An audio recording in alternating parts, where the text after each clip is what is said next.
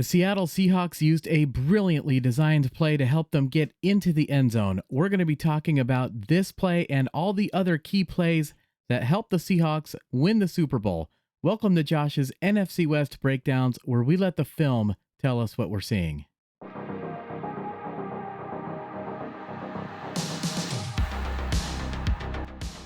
You know, for the first 28 years of the Seattle Seahawks' existence, the team did not make the Super Bowl. Not unusual for a new franchise. However, just 8 years in, they came close.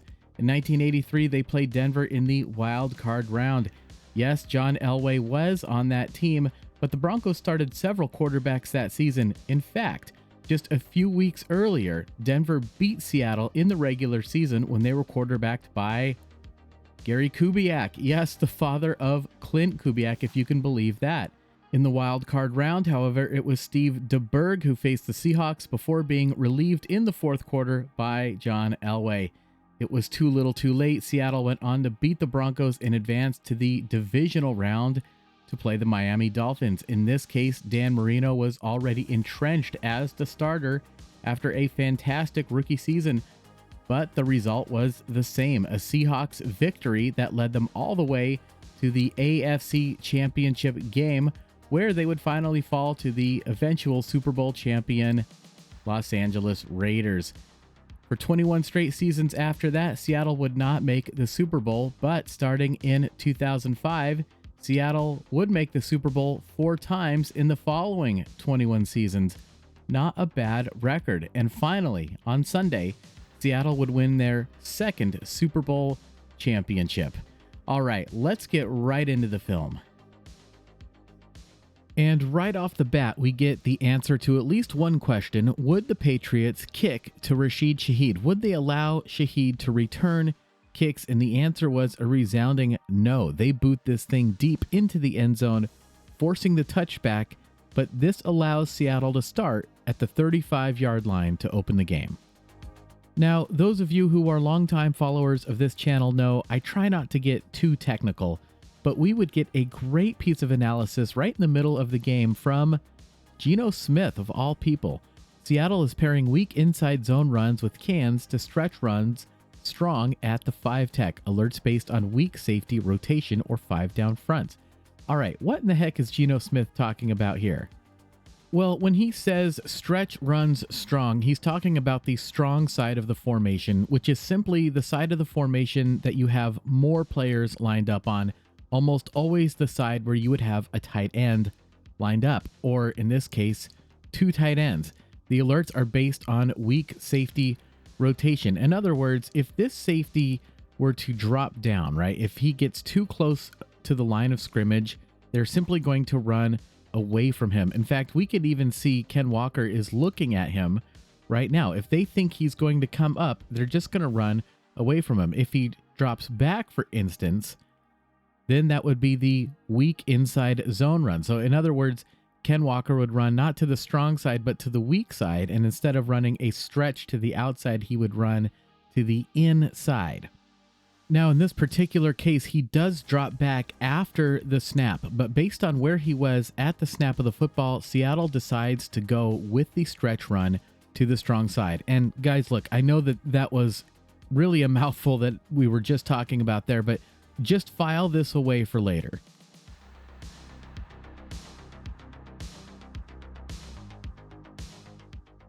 The play works, and Ken Walker gains 10 yards on the first play of the game.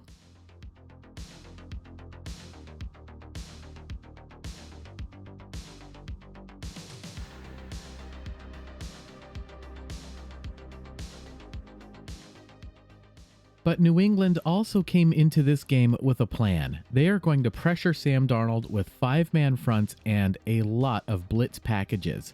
Now this leaves fewer defenders back deep, but instead of playing it safe and hanging back, their corners would play very aggressively and try to jump a lot of these routes.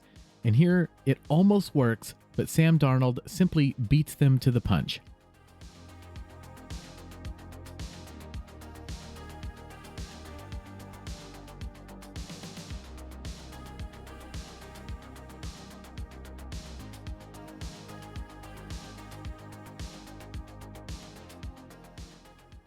Later on in the drive, we see the weak side safety dropping back, so theoretically, this should be an inside zone run to the weak side. But here we see Ken Walker, it looks like he's angling to the strong side, and the defense, rather than focusing on Walker, really seems to be peeking into the backfield on the weak side. Well, why is that? That is because New England was totally committed throughout this game to not giving up a big explosive play to Rashid Shaheed, so much so that they allow Cooper Kupp to get behind the defense.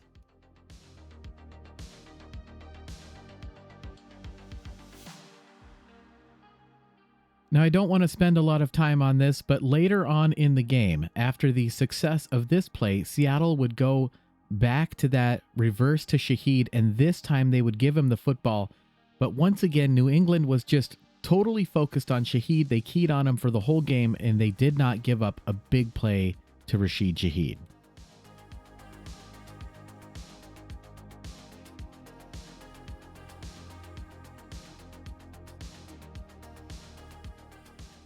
Great throw by Darnold and a great catch by Cooper Kupp, 23-yard gain on the play.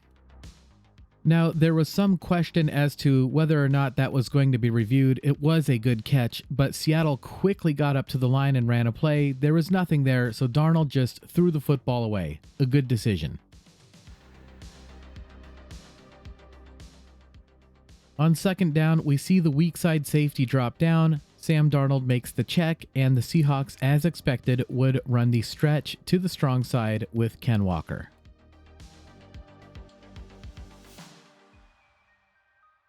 This time the Patriots are able to tackle him after a gain of 3 yards, bringing up a 3rd down and 7.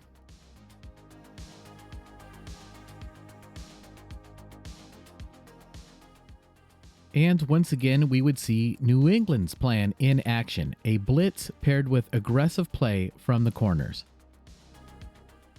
The pass falls incomplete, so Seattle would bring on Jason Myers, and Myers had a tremendous game. Now, while some in the media would attempt to downplay the game Jason Myers had, there's something that I don't think is being talked about enough in regard to the kicking game during the Super Bowl, and that is, it was an extraordinarily windy day at Levi's Stadium.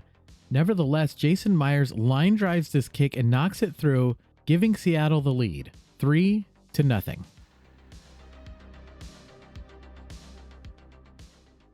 So the Patriots would get the ball, and Drake Maye would make his first read to Austin Hooper, and that's as far as he would go. He would never have time to move over to Demario Douglas, who would come open on the wheel route.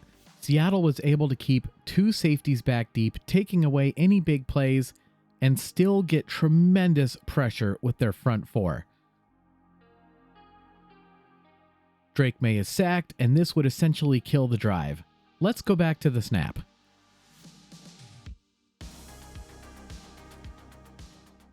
Maye tries to run, but we see how quickly Derek Hall gets there, and he gets a handful of jersey.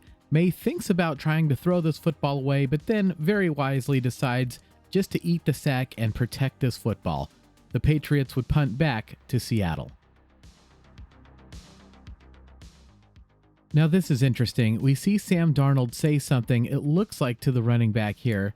And then at the snap of the football, New England is going to drop some of these defenders out. Now that's important because before the snap, the Seahawks don't know who's coming and who's going. Nevertheless, I was surprised to see the running back pick up the inside man on pass protection here, instead of picking up Jalen Hawkins, who is coming on the blitz. Remember, this isn't Ken Walker back there. That's George Holani right now. It's possible that Darnold made a blocking audible and told him to pick up the inside man. We won't know for sure. That's not the point of this. The point of me telling you this is that Hawkins is going to come unblocked to Sam Darnold, and on this play, we would get a real good look at the difference between Sam Darnold and Drake Maye in this game, which is that Sam Darnold moved much better in the pocket than Drake Maye did.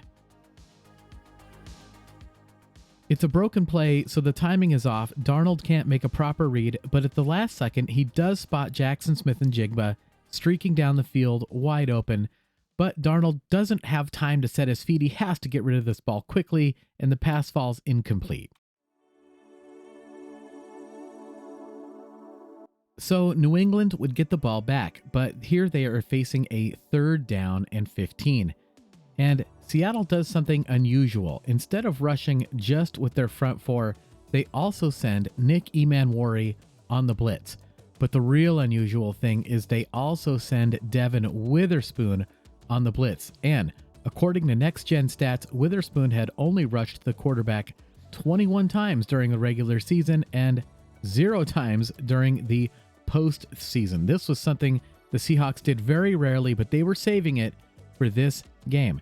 Now, there is some risk in doing this, right? If Witherspoon is rushing the passer, who then is covering the slot receiver? Well, that would be the safety. That means the Seahawks have no safety help to that side of the field.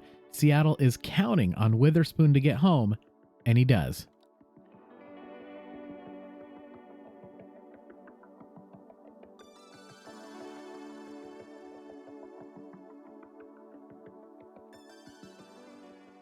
Drake Maye is sacked, and this would put an end to another New England drive.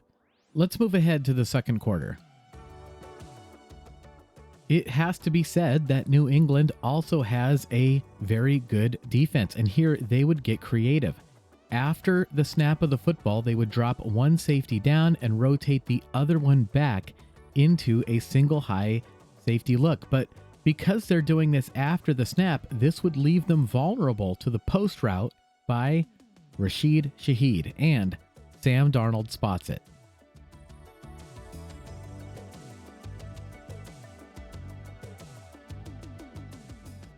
Oh, and Christian Gonzalez comes up with a beautiful pass breakup. Sometimes you just have to tip your cap to the opponent. On the next play, this time it would be Seattle's turn to get creative. Here they line up a tight end on the weak side. We do see the weak side safety drop down for New England, but instead of running away from him like they have been doing, Seattle runs towards him. And this is pretty good defense by the Patriots. Kyson blocks Anthony Bradford right back into Ken Walker. Meanwhile, Milton Williams gets off his block and is able to take away the cutback with a pursuit angle to the sideline. But it is said that football is more about players than it is about plays. Case in point, here we would see the outstanding talents of Ken Walker. Bounces off his man, gets to the outside, breaks the tackle of Williams, makes another man miss, and then he streaks down the sideline and picks up 30 yards on the play. Also, real quick, just look at the wind whipping those flags and the goalposts around here.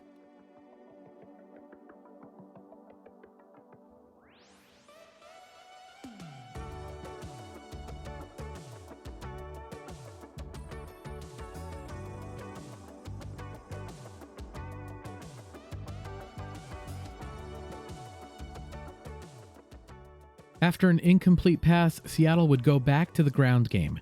We see the weak side safety hang back, and as expected, we would see an inside zone run to the weak side. Walker takes the handoff. Oh, great move to the inside there. Makes another move and then gets to the edge, and he would pick up 29 yards on this play. 59 yards on back-to-back plays for Ken Walker. Wow. And from this angle, we get a great look. With no apparent space to run the football, Ken Walker would create a cutback lane for himself.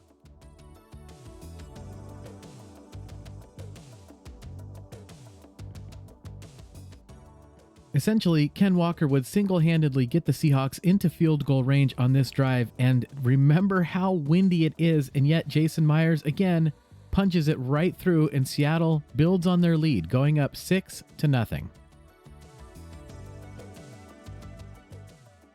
If you are a member of the Patreon page, you'll know that in the offseason, we took a look at Riley Mills coming out of Notre Dame. He had tremendous power and was able to get home to the quarterback.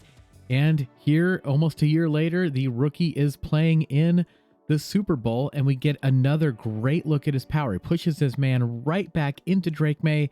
And once again, when it comes to pocket mobility in this game, Between Sam Darnold and Drake Maye, there was absolutely no contest. Drake Maye could not move.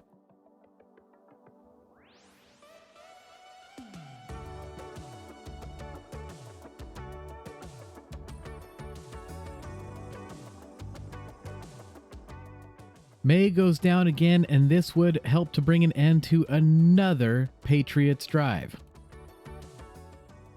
The Seahawks would get the ball back, but here they are facing a 4th down and 5. Now the ball is on the 42-yard line, so from here that would be about a 59-yard field goal. Levi's is a difficult stadium to kick the football in.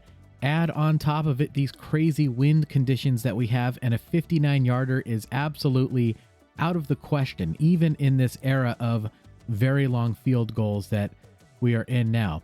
So Seattle is essentially left with just 2 choices now: go for it on 4th and 5, or punt the football from their own territory back to the Patriots. The analytics say to go for it, but I think Mike Macdonald made the right decision to punt the football here. He has the lead in the game, and his defense is playing extremely well, and oh, by the way, he might just have the best punter in the game of football as well. Once again, the proof is in the pudding. The Patriots backed up, can't really move the football, and they would end up punting back to Seattle, who would get the ball with excellent field position and about 2 minutes and 50 seconds left to go in the first half. In the game of chess, a chess master very early on would be thinking about the color of the square that their pawn would turn into a potential queen on, because bishops can only cover either light squares or dark squares. They have to think very deeply ahead about those kinds of things. Well, that's what a chess master does. Mike Macdonald is a master of the game of football, so he's thinking a very big picture about the coin toss, right? Something very early on that happened in this game.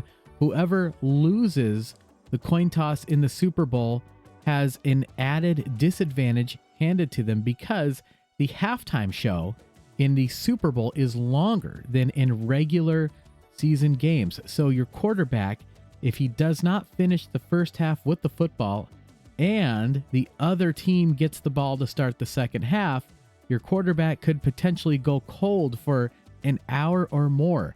I am sure that Mike Macdonald was thinking about that, and so it is in Seattle's interest. Yes, they want to score on this drive. Yes, they have excellent field position, but what they really need to do here is take time off the clock and maintain possession of the football so that Sam Darnold can go the shortest window of time without going cold, knowing that this halftime was coming up.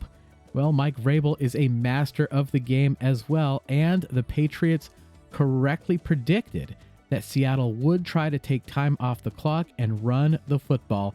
So New England here sells out to stop the run. And that's a problem for the Patriots, because this isn't a run, it's a fake.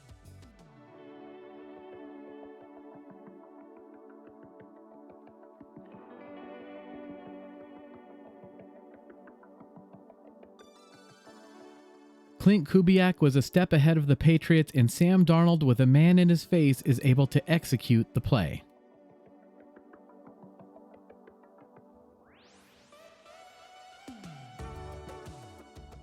We do see a few interesting things right before the end of the first half here. Cooper Kupp's hands come off the ball, then the ball touches the ground and then moves. Kupp had no control of the ball, so by rule, this is an incomplete pass. Ruled incomplete on the field, this would be subject to review, and it is very fortunate that it was upheld upon review as an incomplete pass, because had the call been overturned in Seattle's favor, there would have been a 10-second runoff off the clock. Seattle had no timeouts left in the game at this point, so that could have been disastrous for the Seahawks. Instead, the clock stops with just about 15 seconds left, and the Seahawks are going to have one more shot to try to get this thing into the end zone on third down here right before the end of the first half. And the Seahawks have a special play that they were saving just for this situation. They line almost everybody up to the right side, and Sam Darnold deliberately stares them down, moving the defense. On the other side of the formation, Jackson Smith-Njigba makes a move to the outside. JSN is one of the best, if not the best, receiver in the NFL. That move has to be respected. Christian Gonzalez goes with him, and when he does, JSN is going to be wide open to the inside. This is a touchdown. Now look, I am not here to dog Sam Darnold. I think Darnold actually had a much better game than people maybe realized in the heat of the moment, and we've seen a lot of that on film already. This was not a good throw from Sam Darnold. For some reason, he hangs this ball to the inside, and Gonzalez, he almost comes up with the interception here. That could have been disastrous. Disaster is averted, and Jason Myers comes in again, using his leg to put more points on the board for the Seattle Seahawks. Seattle goes up at the half, 9-0.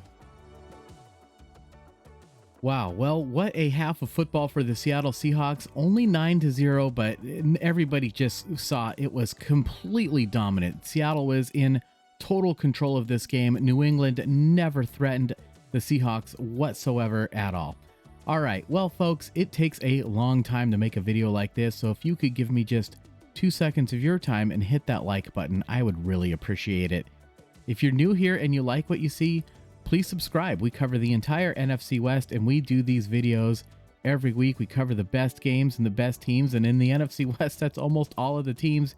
You won't want to miss out. And folks, we have a Patreon page, and for those of you who want to take a deeper dive, you do not want to miss out on what we do in the off season, including a draft analysis where last year we took a look at players like Gray Zabel, Nick Emanwari, Elijah Arroyo, and yes, even Riley Mills, who had a sack in this game. We also do a schedule analysis where last year we correctly predicted that the Seattle Seahawks would go 14-3. I'm not making it up. Take a look. There it is.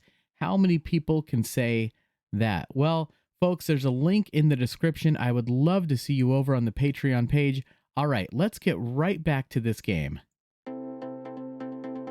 Having won the toss, the Patriots do get the ball to start the second half, and on third and manageable, Drake Maye goes for the back shoulder fade, but the Patriots were never in sync this entire game. The pass falls incomplete, and it's yet another 3 and out for the New England Patriots.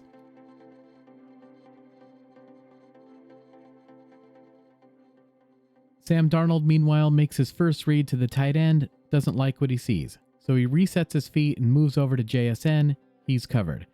So Darnold moves on to his third read, Rashid Shaheed. And Darnold takes the hit but delivers the football for a first down.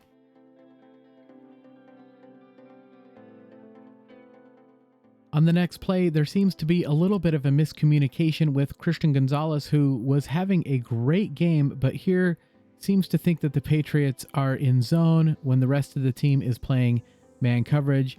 He leaves Jackson Smith-Njigba, and Sam Darnold spots the mistake.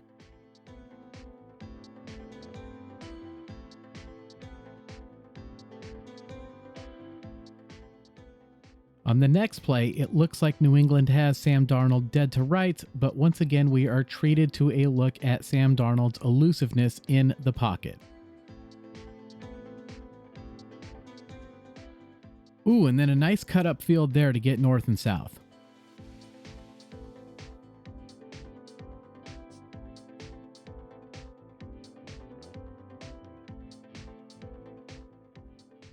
With the drive picking up steam, we see Ken Walker here. He might be pass protecting, so why doesn't Christian Ellis just rush the passer? Well, look how Walker's standing. It looks like he could be going out for a pass, so Ellis has to make sure he's in position to make this tackle. But once again, Clint Kubiak is a step ahead of the Patriots with the perfectly timed play call of the screen pass.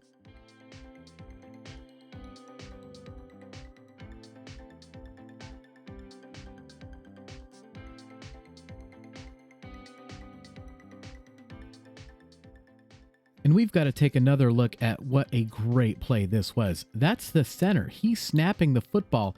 Then he turns the other way, sells it, and then goes.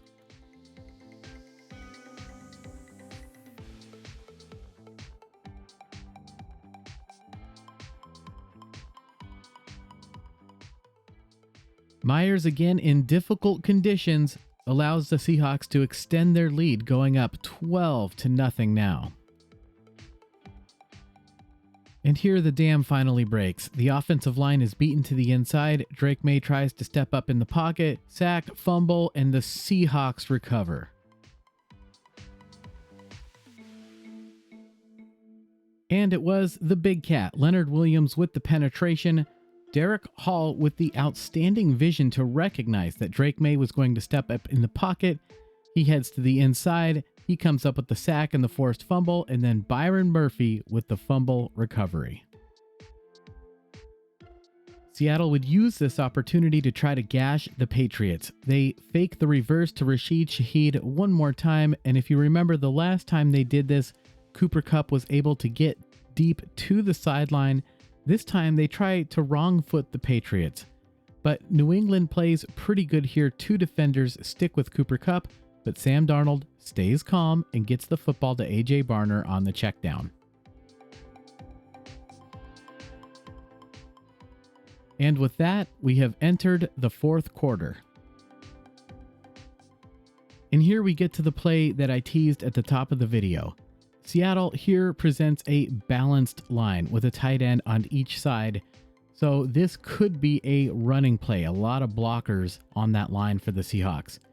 So the Patriots, rather sensibly, I think, drop a safety down, and Seattle puts A.J. Barner in motion to that side, making that the strong side. So will this be an inside zone run to the weak side?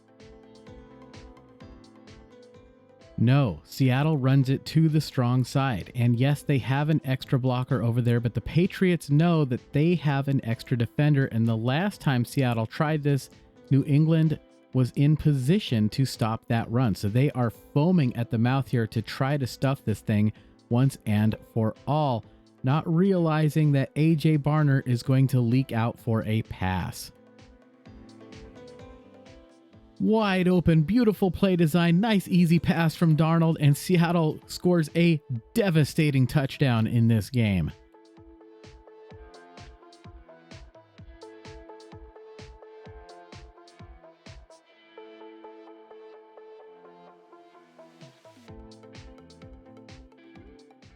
Down big time on the scoreboard now, New England starts taking some crazy chances. And just to be blunt about the matter, I think that the Patriots have to consider themselves lucky that Ernest Jones just wasn't quite able to get to this football here.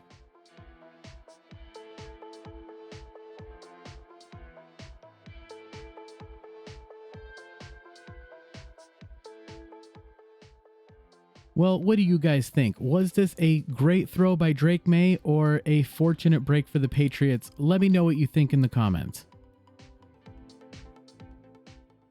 There is no question, however, that this throw from Drake Maye was absolutely brilliant. Mac Hollins, working against Reek Woolen, makes a move to the inside. Reek turns in that direction, and it's just enough for Hollins to gain separation heading to the end zone, and Drake Maye just drops this thing down the chimney. Phenomenal. Now, at the time, I saw some people saying, well, hey, maybe this is going to be a game after all. I didn't really feel that way in real time. I said at the time that this was just a footnote in history, that New England was not going to be the first team to be shut out in a Super Bowl, but it would be up to the Seahawks to keep it that way. And Seattle would do exactly that. Having taken some crazy risks on the previous drive, Drake Maye might have just been playing a little too fast here. It appears he has a receiver open, but instead of leading him for a big gain, he tries to gun this thing over the middle, and it is intercepted by Julian Love.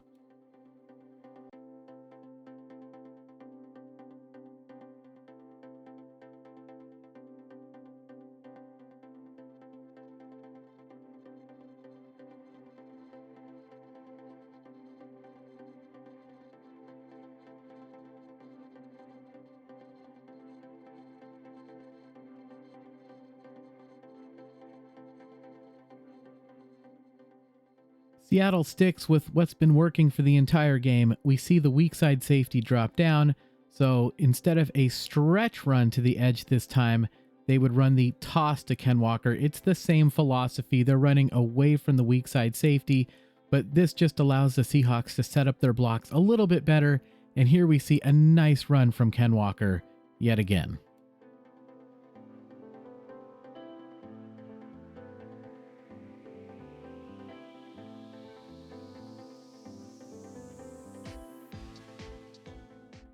Jason Myers would knock through another field goal, and this one was significant. With 5 field goals in the game, Jason Myers sets the Super Bowl record, and there were some people legitimately talking about, hey, maybe a kicker for the first time ever could be MVP of the Super Bowl. Well, with just 4 minutes and change left in the game, the Patriots are in full desperation mode now. Blitz, Drake Maye is hit. The ball comes out. Nwosu has it. Nwosu has the football, and he is heading untouched to the end zone, and this one really was the dagger.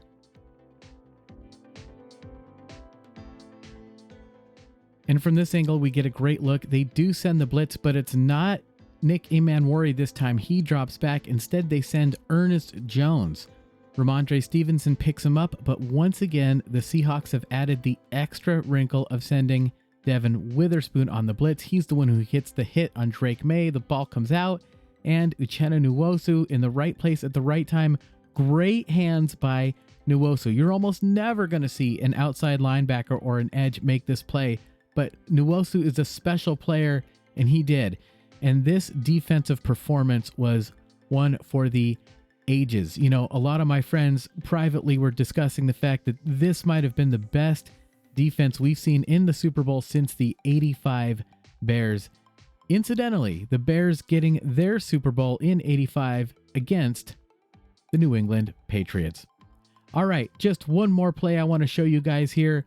The Seahawks and Ken Walker trying to run out the clock. Ken Walker makes the smart decision to go down inbounds. Very unselfish play. Keep the clock running. Secure that Super Bowl victory. Just outstanding play. And yeah, I think Ken Walker absolutely justified in winning the Most Valuable Player award. Wow, what an unbelievable game. What an unbelievable performance by the Seattle Seahawks. 29-13. A 2-score victory. I'll let the fans decide whether it's a blowout or not, but it was a completely dominant performance. And I think, you know, everybody had this feeling kind of going into the game that it was going to be this way. Seattle, definitely one of the best teams we've seen for a long time in the NFL. The Seattle Seahawks, you know, this postseason push, this road to the Super Bowl really started in the regular season when late in the year, they beat the LA Rams on that crazy Thursday night game where they had to use multiple 2-point conversions to win the game. And that set the stage for them to eventually win home field advantage throughout the playoffs when they beat San Francisco in the final game of the regular season. And then they beat both of those teams who were, by their own right, very good. Each of them won at least 12 games. Each of them won a game in the playoffs. Seattle beat both of those teams again. Just think about that. They beat the 49ers twice and the Rams twice in back-to-back games in the regular season and the playoffs to pave the way for the Super Bowl. The Seattle Seahawks are a very good team, and this was a very good game played by them. Offensively, defensively, special teams, you know, complimentary football. It really took all 3 phases of the game. And on a day where it was a bit of a tough game for the offense, Kenneth Walker really shined. 161 yards, very deserving of the Most Valuable Player award. And yeah, we can acknowledge that it was a bit of a tough day for the offense, but you know, we kind of knew that going into this, right? Both of these defenses were really good. We knew this was going to be a defensive game. And yeah, this was about that Seattle defense. They shut New England out in the first half. They even got in on the scoring late in the game. And of course, the defense was helped out by the special teams. Michael Dixon was tremendous. All those punts deep in New England territory. Seattle really won the field position game during the Super Bowl. New England, did they even threaten Seattle past midfield in the first half at all? I don't think they did.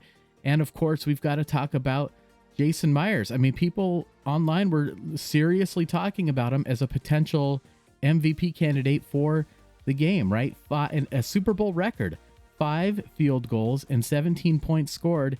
By the way, in a stadium that is not the easiest place to kick. So offensively, defensively, special teams, complementary football, the Seattle Seahawks really did it all. This was an impressive win, and they're set up to potentially repeat next season. I mean, let me be the first to say it. This team looks really good. They don't have a lot of flaws. They don't have a lot of holes. They just look really solid. Again, a very impressive Super Bowl win. The Seattle Seahawks have multiple rings, multiple Super Bowl championships. They are one of the elite franchises in the NFL. Again, like we talked about at the top of this video, especially in the last 20 years, the Seahawks have gotten it done. 4 Super Bowl appearances, 2 championships, and just a really impressive run throughout. All right, folks, I want to take time to thank those of you who really have supported this channel all season long via the Patreon page. You know, we don't have a big sponsor on this channel, right? This channel is supported by people just like you who allow me to take the time to give you the quality that you deserve. Folks, I can't tell you how much I really appreciate your support. You humble me and you honor me. It really means a lot to me. Thank you so much. I truly appreciate it. All right, well, what's next for the Seattle Seahawks? We're going to talk about that exclusively on Patreon in the off season when we do the State of the Franchise videos for all 4 NFC West teams. And yes, the Seattle Seahawks are facing a pretty major change. As it turns out, there is going to be a change in ownership for the team, and that comes with some things that go along with it. So we're going to talk about all of that, but for now, you have 6 months to just kick back, relax, and enjoy this entire offseason as the defending Super Bowl champions. Thank you so much for watching. I can't wait to see all of you guys next year. Subscribe now and hit that notification bell so that you'll know the second we start posting again. I can't wait to see you. Who knows what's going to happen, but either way, I will see you guys then.